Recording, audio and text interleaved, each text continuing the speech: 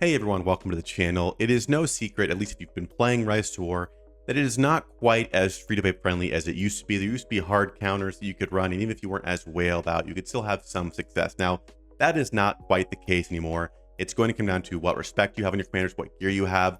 That really determines the outcome of battles, but that does not mean there are not better commanders you should be using as a new player or as a free-to-play player. Just because it's a little bit more difficult doesn't mean it won't change in the future, and doesn't mean you should invest in just bad commanders that are actually just overall bad regardless of spending level. So I've got 4 good and 4 evil commanders for you guys today that I think are at least acceptable. Some are even like in the A tier, so there are still some very good commanders you can use with not a lot of investment, and those commanders can definitely compete in the meta. But again, hopefully it's understood that you're not going to beat whaled out people who have spent hundreds of thousands of dollars in this game with these formations. However, running them and hitting people that are close to your level, you will have more success than if you were running just overall bad commanders. So hopefully that makes sense, but let's go ahead and jump into the video.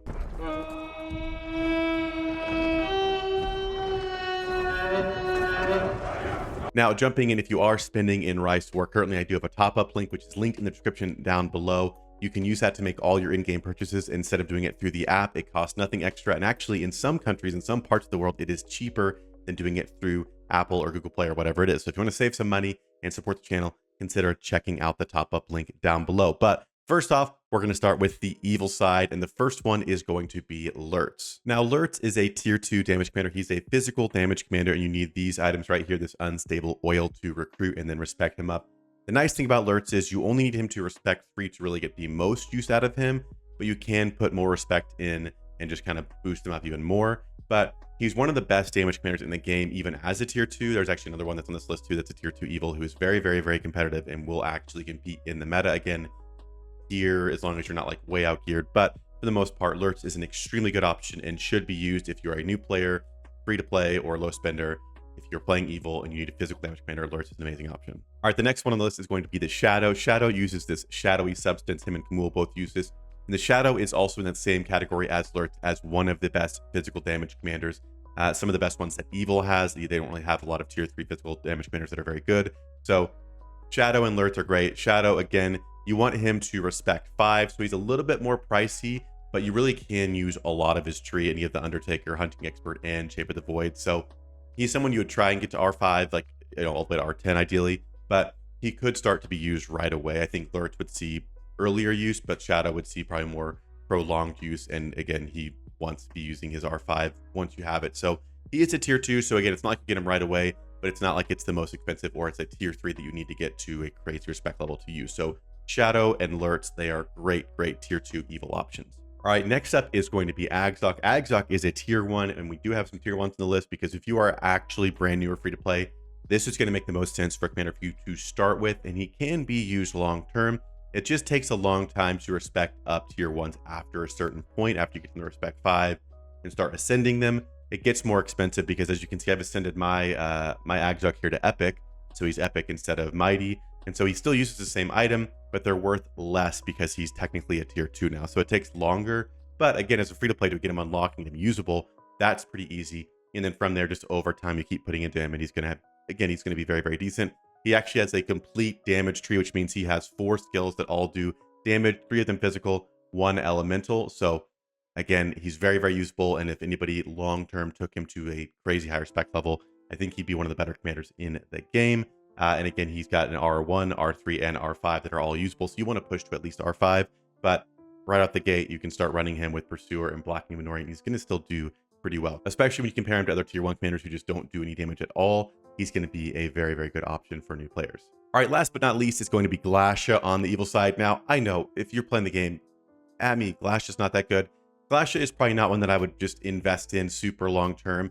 But if you've not played Rise to War, or you've not played 2.0, it is all about using damage commanders. The first 3 looked at there were damage commanders, but pairing them with support commanders. And Evil does not have that many support commanders. Now, if you are playing in a non-roleplay server, you now have the whole list of all these commanders to choose from. But if you're just in a roleplay server playing Evil, you got to work with what you got. So Glacia is one that can work. She uses these Crabine feathers here. She's a tier 2, so not too bad to unlock. The big things we're going to look at here for are her Crabine of Mount Fang, which is for the first 4 rounds. She's going to reduce the attack of 3 enemy formations. And then the messenger ability here, which is for the first 4 rounds, actually 5 rounds, she's going to reduce the normal attack damage dealt by 4 enemy commanders. So it's not a world beater, but it's honestly, it's better than Mouth of Sauron, and there just aren't any other tier 1 or tier 2 support options for evil. So if I was starting over and had to use one, I'd probably get her to R3 and use her until I unlock some better tier 3s like Sauron or Black Serpent that could be used as support commanders in her place. But she's still going to fill out the role just fine, and she doesn't need heavy investment to at least see some use. You could run Glasha with those 3 damage commanders we talked about and have some very solid success, especially if you find commanders who are just not built well, or armies that are just built with kind of random commanders if you're starting out. But if you start out in your first season and start running these guys, you're going to have success as long as you're not punching up too high. All right, now onto the good side. Now, again, if you're non-roleplay, you can use all of these. And honestly, good, I think, has some better options. So if you have access to both, that's great. Or if you're good, that's great. Evil, I'm sorry, it's just kind of the way it is. Like, I don't know what to tell you, but we're going to look at some more tier 1 and tier 2 commanders here. So the first one is going to be Gimli. Gimli is going to use the Torn Pages of from Marzipul's Tome. Gimli is a fantastic physical damage commander, again, up there in level with like Lurtz and Shadow we talked about.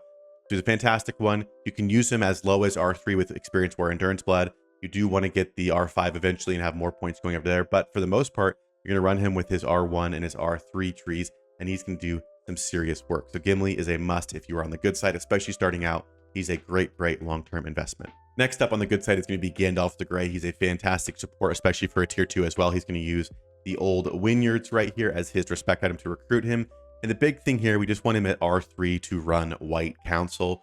Again, eventually you want to upgrade again off the white, but at R3, running White Council and Mithrandir, he does some serious work and supports, you know, he's a very top tier supporter. So Gandalf the Grey, if you're non-roleplay, run him with those evil commanders we talked about, the first we talked about. If you're just roleplay running good, obviously run it with your good ones, but Gandalf the Grey is a fantastic option with White Council. Next up is going to be Dwalin. I'm going to include some tier 1s on this side as well. Now, Dwalin is not what he used to be in the game, but he still is a physical damage commander with 2 physical damage abilities.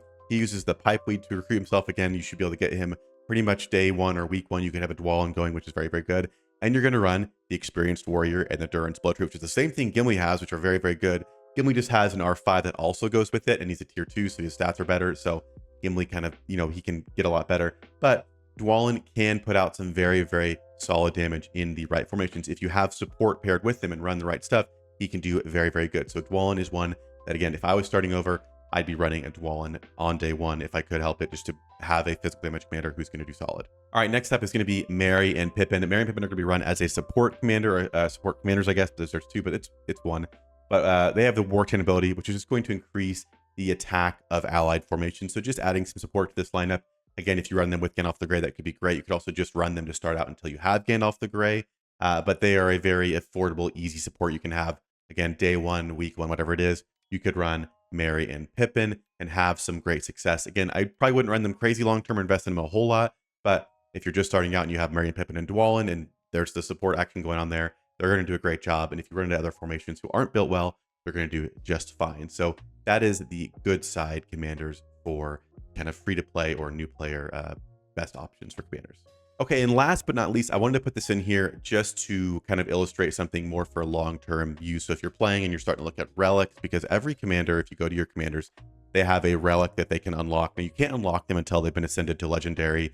But if you are playing long-term, or you start spending or enjoying it or whatever it is, I just want to put this out here now so you don't make mistakes too early on. And that is about which relics are worth using. Now, I'm not going to get into it. I'm just going to post this link down below. This is a relic tier list we did. We have a whole video we did on it, talking about which relics are worth using. Now, again, someone like Lurtz, his is one of the best relics in the game. So if you're using Lurtz, that's a great long-term investment. But some other guys just aren't as worth using, even if you're using them early game. So don't fall into the trap of just unlocking relics, because you can try and go after ones that are actually useful. So this will be linked down below, as well as the video where we talk through these and explain the best ones in the game. But I wanted to put this here because if you are a new player, it's something eventually you'll probably kind of have to figure out or decide if it's worth using. And there are just some that aren't. But however, some like Gimli or Lurtz or Gandalf the Grey are on here for our tier 2 commanders, and they're still very solid. So definitely worth investing into if you're playing long term. But just wanted to preface that before we wrapped up the video. But that is going to do it for video on the kind of best free to play or new player commanders that you can use both on the evil and good side. Again, if you're non-role play, it opens up the options and you can really kind of blend together those lists and kind of get the best ones, the ones you like most. We have a ton of resources on the channel, like tier lists of all the commanders. So Again, I'd be pulling up those tier lists to kind of see if you're on non-role play and kind of pick ones based on that you want to. And again, long term, if you get tier 3 commanders and get them going, there are some amazing options. But if you're just starting out, I have people hop in stream all the time asking who to use or who's the best ones. And right now the game's in like a kind of precarious spot. So I think it's hard to get good feedback. So I wanted to provide sort of a quick video. If you are brand new, welcome to the game. I'm hoping that they kind of adjust how free to play works in this game or how effective it can be soon, but I don't know if they will. But at least if you're playing now and want to check it out, you should at least have some resources to go off of. So hopefully this list can help you get started and have a good kind of first couple of seasons. And then again, hopefully by then you kind of got an idea of whether or not it's something you want to continue with. But that'll do it for this one. Again, the top up link is linked down below if you want to support the channel. It costs nothing extra to you and does support the channel, puts it on the table. So it's very, very appreciated. But thank you for your time, and I will see you guys in the next video.